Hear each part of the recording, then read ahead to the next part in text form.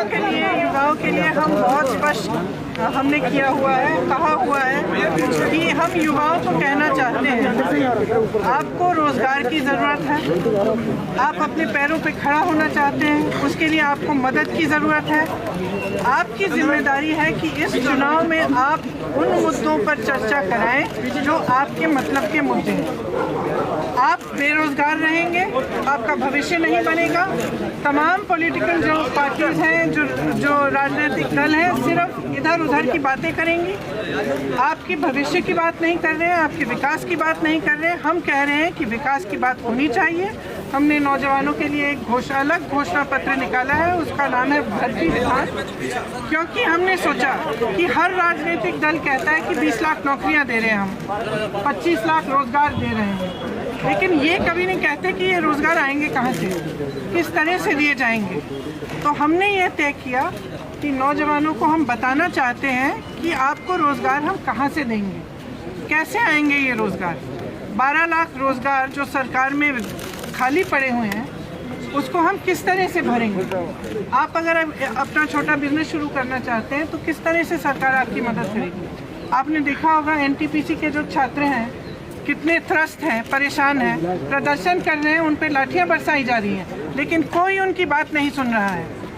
2 सालों से मैं यूपी में काम कर रही हूँ, मैंने बार बार देखा है कि जब ये टेस्ट आते हैं, जब ये भर्ती के जो एग्ज़ाम होते हैं, या तो रद्द हो जाते हैं, या तो पेपर लीक हो जाता है, या फिर एग्ज़ाम के बाद कट ऑफ चेंज हो जाता है। और तमाम ऐसे स्टूडेंट्स हैं, ऐसे नौजवान हैं जिनके करियर बर्बाद हो चुके हैं, जो 5-5, 6-6 सालों से इंतज़ार कर रहे हैं इस आशा में कि मैंने एग्ज़ाम दिया, मुझे नौकरी मिलेगी। और बार बार घोटाले करे जा रहे हैं, बार बार उनको त्रस्त किया जा रहा है। जब वो आवाज़ उठाते हैं उनको आप पीटते हैं। तो हमने उनके लिए खास इस भर्ती विधान में हमने लिखा है कि हम इन चीज़ों को दूर कैसे करेंगे, इन समस्याओं को हल करने के लिए हम क्या करना चाहते हैं कि हम एक स्पेशल रिक्रूटमेंट कमीशन बनाना चाहते हैं जो इन समस्याओं को समझे और इनको सुलझाने का काम करे, कि हम निःशुल्क ये एग्ज़ाम निःशुल्क कराएंगे। आप अगर ट्रेन से जा रहे हैं या बस से जा रहे हैं इस एग्ज़ाम को देने के लिए, तो आपको वो भी यात्रा निःशुल्क होगी। और हम एक रोज़गार के लिए हम एक टाइम टेबल जैसा बनाना चाह रहे हैं, एक जॉब कैलेंडर, हर एक भर्ती के लिए अलग, जिसमें लिखा जाएगा कि आपका एग्ज़ाम इस डेट पे होगा, इसका रिज़ल्ट इस डेट पे आएगा, इसके बाद आपको नौकरी इस डेट पे मिलेगी, और 6 महीनों से ज़्यादा नहीं होना चाहिए वो गैप। आज एग्ज़ाम और रिज़ल्ट में 1.5 साल का गैप है, बताइए कैसे हो सकता है, कैसे हो सकता है। और आप सोच रहे हैं कि नौजवान त्रस्त नहीं होगा, दुखी नहीं होगा, और आप उनकी बात नहीं सुन रहे हैं, उनको मार रहे हैं, पीट रहे हैं, जेल में डाल रहे हैं, उनका करियर ख़त्म कर रहे हैं, उन पे ऐसी ऐसी धाराएं लगा रहे हैं कि वो जेल चले जाते हैं, बाद में यूनिवर्सिटी नहीं जा सकते हैं। तो हम कह रहे हैं कि हम समझ रहे हैं कि ये आपकी समस्याएं हैं, इसको सुलझाने के लिए, इनको सुलझाने के लिए हमने एक पूरा विधान बनाया है।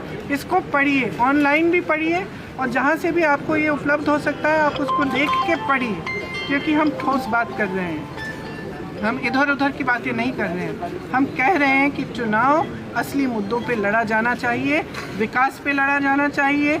आपके मोहल्ले में नल क्यों नहीं है, पानी नहीं है, बिजली क्यों नहीं है, सड़क नहीं है, आपको रोज़गार क्यों नहीं मिल रहा है, आपकी शिक्षा में आपका बजट क्या है, आप 80%, 20% की बातें कर रहे हैं। आप ये क्यों नहीं कह रहे हैं कि कितने प्रतिशत बेरोज़गार बैठे हुए हैं उत्तर प्रदेश में। आप ये क्यों नहीं कह रहे हैं कि शिक्षा का जो बजट में आपने जितने प्रतिशत पैसे आपने खर्चे हैं वो पहले से कम हो गए हैं, ये क्यों नहीं कह रहे हैं। आप ये क्यों नहीं कह रहे हैं कि आप कितने प्रतिशत आप खर्चेंगे सेहत के लिए, सेहत की सुविधाएं के लिए। तो हम कह रहे हैं कि इन बातों पर चुनाव लड़ा जाना चाहिए, और हम कह रहे हैं ये इससे सिर्फ राजनीतिक दलों का फ़ायदा होता है, जातिवाद और सांप्रदायिकता को फैलाने से सिर्फ राजनीतिक दलों का, पब्लिक का कोई फ़ायदा नहीं है इसमें। पब्लिक का फ़ायदा इसमें है कि हर नेता को पब्लिक जवाबदेह बनाए, पब्लिक पूछे कि हमारे ये काम क्यों नहीं किया है। अगर आप काम नहीं करेंगे तो हमारा वोट आपको नहीं मिलेगा। तो मैं आप सबसे आग्रह करना चाहती हूँ, सारे नौजवानों से, उत्तर प्रदेश की नौजवानों से, महिलाओं से, सबसे आग्रह करना चाहती हूँ कि आप इस चुनाव को अपने बारे में बनाइए, आपका विकास कैसे होगा, आपका भविष्य मजबूत कैसे होगा, आपको रोजगार कैसे मिलेंगे, आपको अपने पैरों पर खड़ा करने के लिए सरकार किस तरह से मदद करेगी, ये पूछिए और जवाबदेही बनाइए इन लोगों को जो आपको गुमराह कर रहे हैं।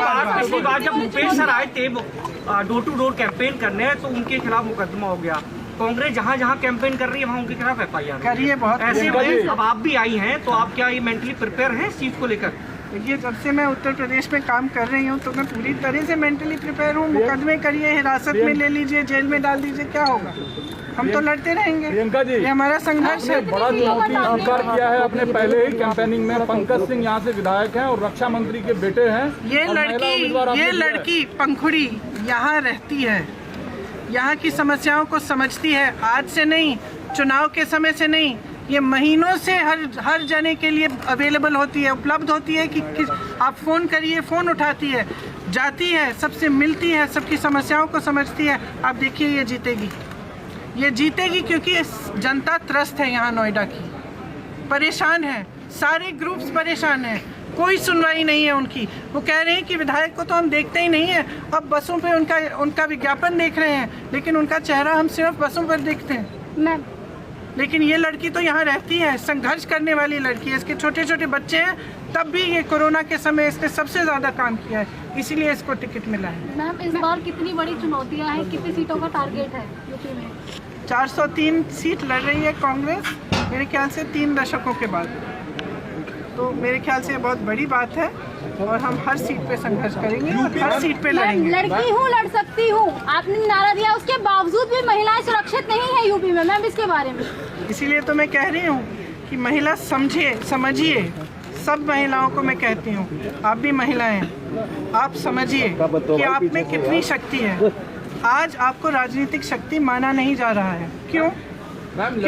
आप 50% आबादी हैं, तो आपको सीरियसली क्यों नहीं ले रहे हैं राजनीति में? क्योंकि आप एकजुट नहीं हो रही हैं। आप एकजुट बन के खड़ी हो जाएं और आप कहें कि हम अपनी भविष्य की राजनीति चाहते हैं, हम अपने पैरों पे खड़ा होना चाहते हैं, हमें असुरक्षित रखने का आप काम कर रहे हो, हमें सुरक्षित बनाओ और हमें सक्षम बनाओ और हमें लड़ने का मौका दो। यही कह रही हूँ। That's okay. So what? We are fighting. You're fighting. Yes, we are fighting. विपक्ष आपको सुनने से आक्रमण कर रहा है। हाँ? विपक्ष आपको सुनने से आक्रमण कर रहा है। करने दीजिए ना, हम तो लड़ रहे हैं, हम हर सीट पे लड़ रहे हैं, हम संघर्ष कर रहे हैं और हम करेंगे और आगे भी करेंगे। यूपी में सबसे ज्यादा तुष्टिवाद की राजनीति सक्रिय है, इस पे आपका क्या प्रतिक्रिया? अभी तो मैंने पूरा लेक्चर दिया उस पर।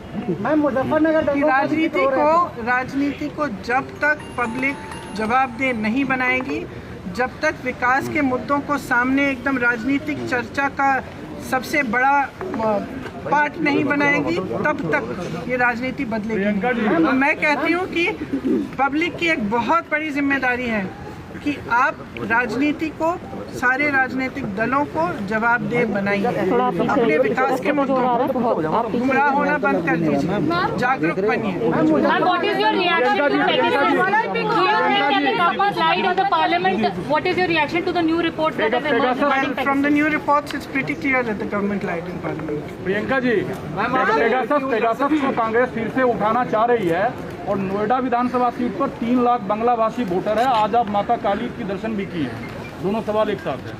तो मतलब सवाल पूछिए। 3 लाख आपने तो 2 स्टेटमेंट किए हैं, बांग्लाभाषी मतदाता है नोएडा में। ठीक है। आपने आज मुलाकात की है उस कम्युनिटी से, काली माता मंदिर भी गई। ठीक है। उन वोटरों से आपने बात भी किया, क्या रुझान मिला? और पेगासस का मुद्दा सदन में रुझान ये मिला कि सब त्रस्त हैं, सब परेशान हैं, सब चाहते हैं कि उनकी बात हो और उनकी सुनवाई हो। सब चाहते हैं कि उनकी जो समस्याएं हैं उनकी सुनवाई हो, वो सुनवाई हो नहीं रही है और तमाम ऐसे मुद्दे उठाए जा रहे हैं जिनसे उनका कोई एक्चुअली उनकी समस्याओं का हल नहीं होगा। तो सब चाह रहे हैं कि अपनी समस्याओं पर ये चुनाव लड़ा जाए और जो उनके लिए, जो जैसे मैंने कहा, पंखुड़ी जी यहाँ हैं, यहाँ रहती हैं, जब इनको बुलाए तो वो आती हैं। उनको इस तरह का एक उम्मीदवार चाहिए, उनको इस तरह का प्रतिनिधित्व चाहिए।